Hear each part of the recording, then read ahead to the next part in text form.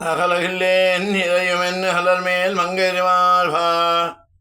நிகரில் புகழாய் உலகம் உண்டு முடையாய் என்னை ஆழ்வானே நிகரில் அவரமுனைக் கணங்கள் விரும்பம் திருவேங்கடத்தானே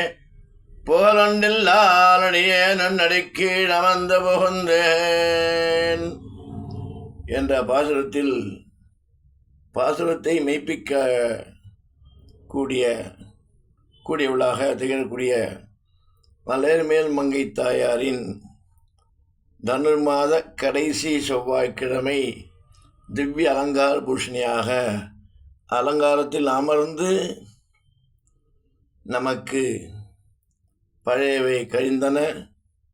புதியவை புகுவன என்பதைப் போல் கழிந்தது